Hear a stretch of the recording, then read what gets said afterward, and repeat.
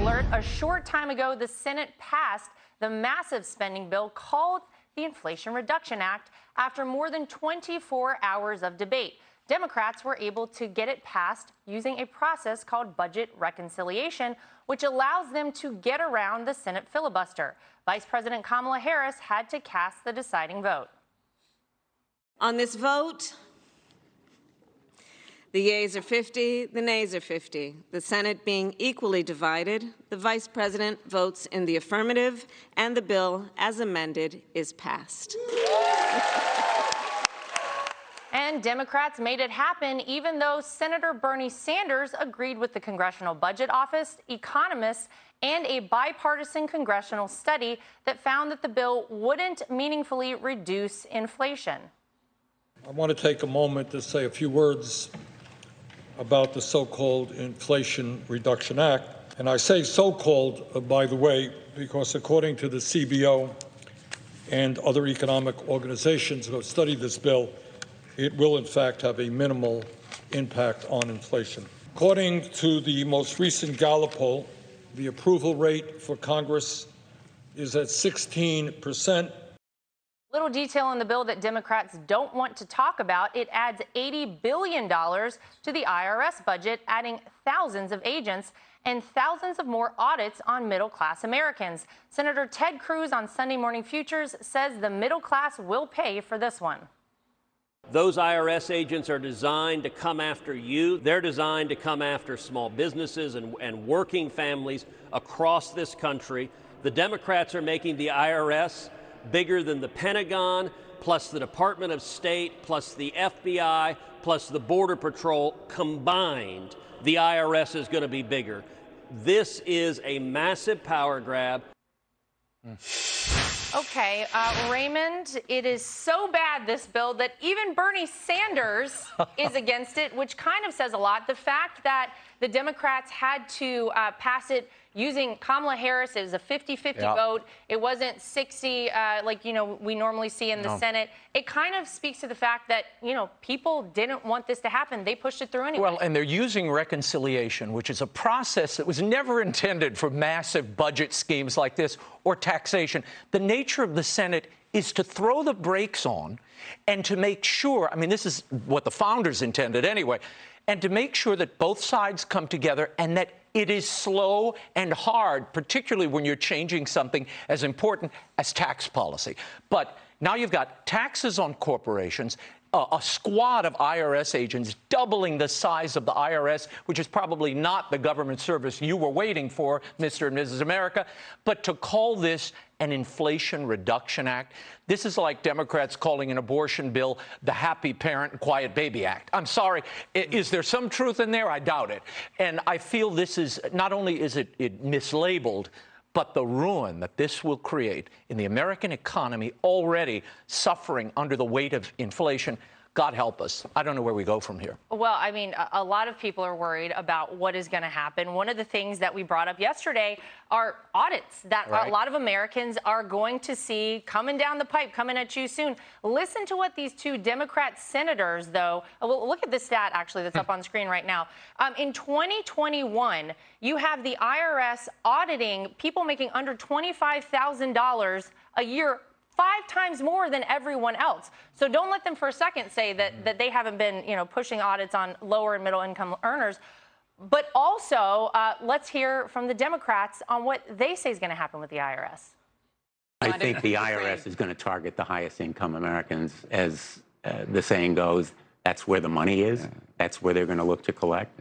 The idea that there's going to be this army of IRS agents descending on the average American is just preposterous. Millions of Americans aren't going to be impacted by that other than getting better service from the IRS, having their telephone answered, getting the questions they need in order to comply with our tax laws. And if you paid your taxes and if you comply with our laws, you should want to make sure everyone else does that. Joey, this sounds like a real positive coming from the Democrats. More audits, we should want that. They say, look, at a time when life is so stressful, I think, for so many people, to compound that with the possibility of audits coming down the pipe for middle and lower income earners. It takes somewhere between 3 months and a year to complete an audit. Think about having to deal with that as a family. This is terrible. My neighbor owns his own business. He moves dirt for a living. He buys big, heavy equipment, which costs a lot of money, and those are tax write-offs. He pays them off over several years, and he hires someone, a professional, to do his taxes. He got a $9,000 return this year from 2019, or last year from 2019, 2 years later. That money sits in his bank account because he knows if he spends that $9,000 and 2 years from now, the federal government comes back and goes, you know what? We made a mistake. We're going to need that money back. He has to pay it back immediately, or they come after his assets and the money in the bank.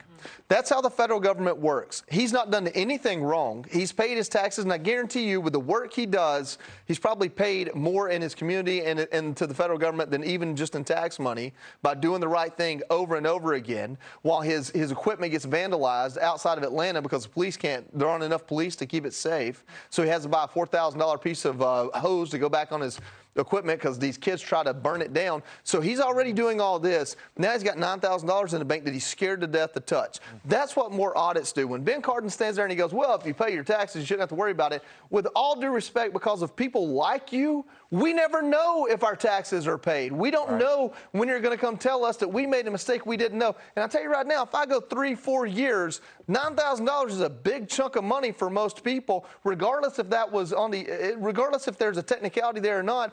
Give me the benefit of the doubt as a taxpayer and leave me alone. Well, and now a corporation like that, which might be a subsidiary of a big corporation, is subjected to a 15% tax. Yeah. I mean, this is the people serving the government rather than the other way around. It's a lousy bill. I read parts of it, and it is a nightmare. And God knows what they crafted in the last 24 hours as they added amendments. Right. Well, and if Ben Cardin would have kept talking there, the last thing he said was, quote, no reason to be fearful.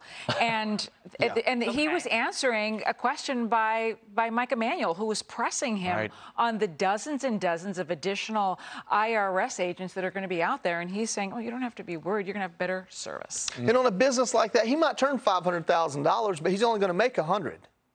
Because how much it costs to buy a piece of equipment, how much diesel fuel costs. You got to pay somebody $35 an hour to run a piece of equipment.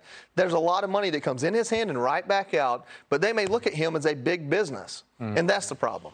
I think a lot of this is also just so insulting to the American people, Alicia. I mean, just the name in and of itself, the Inflation Reduction Act, we've talked time and time again about the fact that it doesn't even do that. The Democrats are very good with this like sleight of hand that they do. They name things, bills, certain things to make them appear a certain way. The American people, unfortunately, find out later that's not the case. But it doesn't take an economist to see that throwing this much money out there, on top of the 9.1% inflation we have, while raising taxes, the 15% corporate tax, Raymond, that you just referenced, this is like throwing gasoline on a fire. Yeah. Have any of the Democrats been able to actually tell us how this is going to reduce inflation? I haven't heard anyone.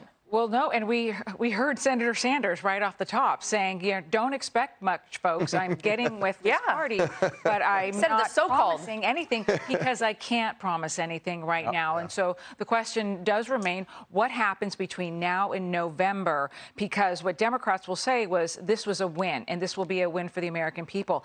If the Americans out there who don't feel like they're winning right now, and many don't, if they don't feel it and feel it soon, this will be a loss for Democrats in November, which they were expecting anyway. But to walk around saying that, like, hey, look what we did, folks, could backfire. I mean, probably will. And I just have to say this.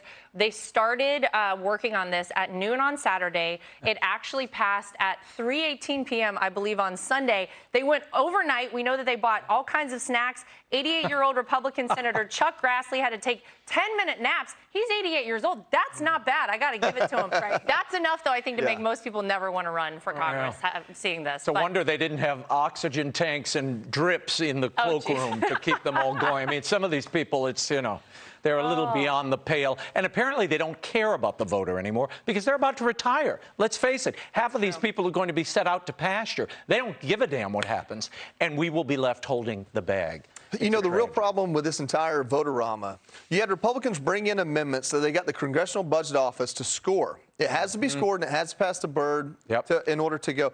Democrats voted no on an amendment that would take 51 votes, and then came back and brought the amendment back where it would take 60 votes, just to show you how disingenuous all of this is. No amendments passed. It's a racket. It's a racket and should never have been used. It was all this about way. making campaign ads for November. We could talk all day about it. Hi, everyone. I'm Brian Kilmeade. I want you to do me a favor. I want you to click to subscribe to the Fox News YouTube page. This is the only way that I know for sure that you're not going to miss any great commentary, any great news bites, any great interviews coming your way on Fox. You can get it all here on YouTube. So subscribe right now.